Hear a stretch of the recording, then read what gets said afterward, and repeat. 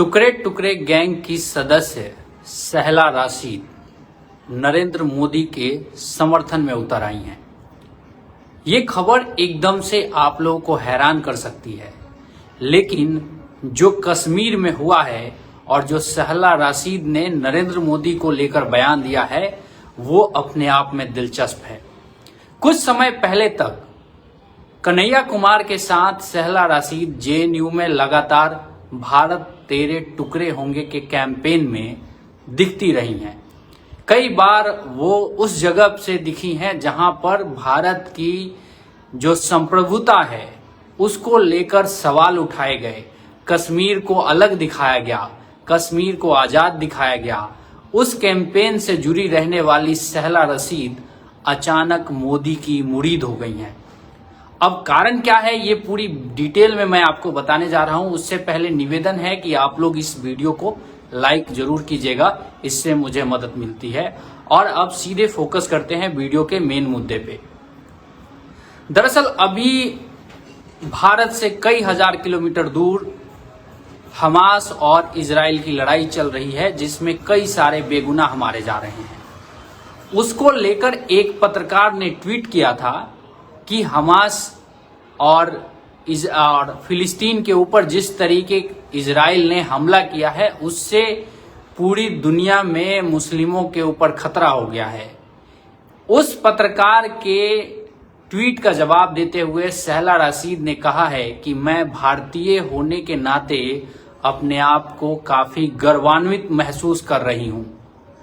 मुझे भारत के प्रधानमंत्री अमित शाह जो गृह मंत्री हैं, उसके अलावा जो लेफ्टिनेंट गवर्नर यानी कि जो कश्मीर में उपराज्यपाल हैं, इसके अलावा भारत की सेना का शुक्रिया अदा करना है और उस हरेक कश्मीरी को शुक्रिया अदा करना चाहिए भारतीय सेना का, जिसने कश्मीर में शांति स्थापित की है।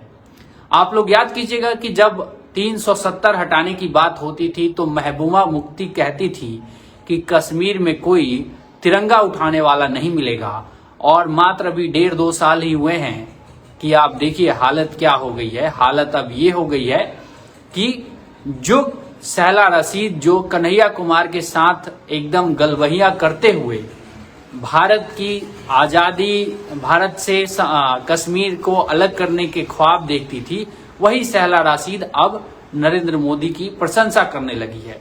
इससे पहले ठीक 2 हफ्ता पहले सहला राशिद ने एक और बड़ा बयान देते हुए उस समय भी कहा था कि धारा 370 के हटने के बाद कश्मीर में शांति आई है।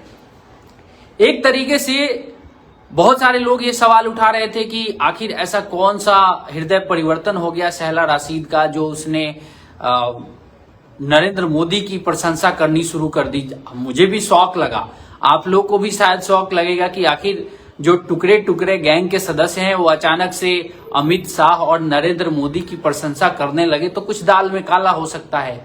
मुझे भी पहले ऐसे ही लगा। मैंने पहले ये सोचा कि क्या जो सहला राशिद है इनको कोई आयोग का चेयरमैन बनाया जा रहा है या फिर किसी बोर्ड का अध्यक्ष बनाया जा रहा है, क्योंकि ज्यादातर लोग ऐसे ही बयान देते हैं कि जब उनको कोई सरकार में, कोई निगम में कोई चेयरमैन बना दिया जाए, किसी बोर्ड का अध्यक्ष बना दिया जाए तो वो लोग सरकार की बात करने लग जाते हैं। लेकिन आप लोग अभी ये समझिए कि सहला राशिद को ऐसा कोई पद नहीं मिला है, उसके बावजूद वो लगातार नरेंद्र मोदी और जो भारतीय सेना उसकी सराहना करते हुए नजर आ रही है। पिछले 1-1.5 महीने से लगातार, मैं ये कोई पहली घटना नहीं बता रहा हूं, पिछले 1.5 महीने से ये लगातार ऐसी उनकी बातें आ रही हैं। पहले यही सहला राशिद कहती थी कि सेना अत्याचार करती है कश्मीर में, कश्मीरी मुस्लिमों पे, कश्मीरी लड़कियों पे, महिलाओं पे, बच्चों पे पैलेट गन चलाती है, लेकिन अब वही उनका गुणगान कर रही हैं। दरअसल जो फिलिस्तीन और इजराइल की लड़ाई में जिस तरीके के दृश्य उभर के सामने आ रहे हैं और कश्मीर में जिस तरीके की शांति नजर आ रही है, इसको कंपेयर करने के बाद कोई भी मुसलमान ये जरूर कहेगा कि हाँ, कश्मीर में जितनी शांति है इसकी वजह जो है, इस शांति को लाने के पीछे जो वजह है वो भारतीय सेना का अच्छा काम है या फिर उनका आतंकवादियों के खिलाफ सख्ती से निपटना भी है। समझिए इस दुनिया में 3-4 जगह ऐसी हैं जहां पे मुस्लिम और दूसरे पंथ को मानने वाले लोगों के बीच में जमीन को लेके डिस्प्यूट है। उसमें फिलिस्तीन का आप लोग पहले से ही जानते हैं। दूसरा कश्मीर का इशू है, जिसपे लगातार जो इस्लामिक जो देश हैं वो अपना बयानबाजी करते रहते हैं। आप लोग कितनी बार समाचार में सुन चुके होंगे कि कश्मीर को लेके इस्लामिक जो संगठन है OCI है, ठीक है, उसने कितनी बार भारत की सरकार के ऊपर सवाल उठाए हैं, लेकिन उसके बावजूद कभी भी कश्मीर में इस तरीके का कोई बड़ा इंसिडेंट नहीं हुआ जिसमें बहुत ज्यादा सिविलियंस हताहत हुए हैं। आप लोग अपनी राय कमेंट में जरूर दीजिएगा। भारत की सेना लड़ती है किससे? पाकिस्तान की फौज से लड़ती है या फिर जो आतंकवादी होते हैं उनको न्यूट्रलाइज करती है? आप लोग देखिए, कश्मीर में ऐसे बहुत मतलब इक्के दुक्के ऐसे घटना आपको देखने को मिलेंगे जिसमें सेना के गन से किसी कश्मीरी की मौत हो गई या फिर किसी मुसलमान की मौत हो गई। इस वजह से जब लोग वहां पे अब कंपेयर कर रहे हैं हमास और जो फिलिस्तीन और इजराइल वाला मसला, तो फिर उनको ऐसा लग रहा है कि भारतीय सेना जितना सही तरीके से, न्यायपूर्वक तरीके से जितना कश्मीरी जो मुस्लिम हैं और कश्मीर के लोग हैं उनके साथ वो रह रही है, उतना शायद कोई और नहीं रह रहा है। नहीं तो आप देखिए कि अभी तक 1.5 लाख से ज्यादा लोग पिछले 10 साल में इजराइल और फिलिस्तीन की लड़ाई में मारे गए हैं। 1.5 लाख से ज्यादा लोग। लेकिन अगर यही आंकड़ा अगर आप कश्मीर में देखिएगा तो ये मुश्किल से 1.5 से 2,000 तक जाएगा। समझिए 1% भी कैजुअलिटी नहीं है कश्मीर के अंदर। इसके अलावा एक जो चल रहा है अर्मेनिया अजरबैजान में चल रहा है लड़ाई, ठीक है, ये दो इस जगह पे भी चल रहा है जहां पे मुस्लिम और क्रिश्चियन लोग आपस में एक तरीके से कहें कि लड़ रहे हैं, जमीन के लिए लड़ रहे हैं। कश्मीर का मुद्दा धार्मिक नहीं है, ये दो देशों के बीच का मुद्दा है।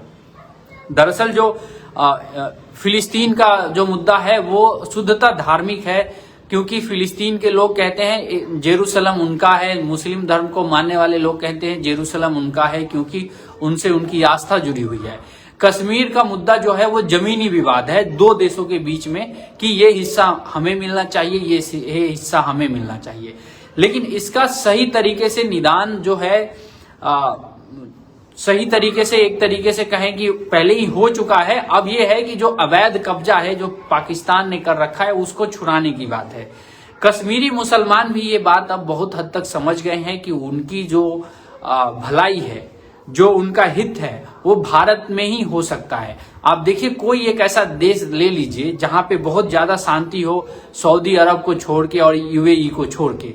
आप पाकिस्तान देखिए वहां पे अशांति है, अफगानिस्तान देखिए वहां पे अशांति है, आप ईरान देखिए वही हाल है, सीरिया, इराक, फिलिस्तीन, जॉर्डन, लीबिया, लेबनान, सभी जगह जो है ना गृह युद्ध जैसी स्थिति है। लेकिन भारत में जो मुस्लिम हैं वो इतने सुखी हैं, संपन्न हैं। हाँ, हो सकता है कि कुछ जगह उनके साथ दिक्कतों का सामना करना पड़ता हो, लेकिन फिर भी आप कंपेयर कीजिएगा बाकी देशों के मुकाबले, तो यहाँ पे भारतीय मुस्लिमों को जितना अमन चैन का माहौल मिला हुआ है उतना उन इस्लामिक देशों में भी नहीं मिल रहा है। अब बताइए, अफगानिस्तान तो शुद्धतः इस्लामिक देश है, पाकिस्तान शुद्धतः इस्लामिक देश है, ईरान इस्लामिक देश है, वहां पे क्यों लड़ाई झगड़ा बम विस्फोट होते रहता है?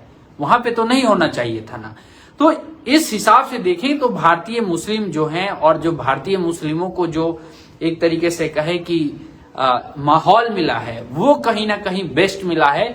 और अब जो टुकड़े टुकड़े गैंग की जो सदस्य हैं, सहला राशिद हैं, वो अब एक तरीके से कहें सुबह का भूला शाम को घर लौट आए तो उसे भूला नहीं कहते हैं। तो मुझे लगता है कि अब ये जो सहला रशीद हैं इनकी घर वापसी हो गई है।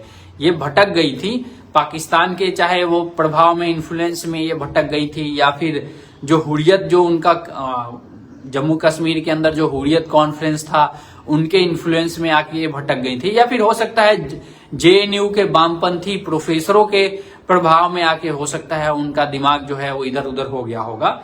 लेकिन अब वो वापस लौट चुका है। अब देखना है कि जो इनके भाई हैं कन्हैया कुमार, सहला राशिद के, अब क्या पता कल को कुछ और रिश्ता निकल आए, लेकिन हम तो भाई ही अभी मानेंगे। तो जो कन्हैया कुमार जो उनके भाई हैं, इनका कब हृदय परिवर्तन होता है, कब वो भारत के पक्ष में बोलना शुरू करते हैं।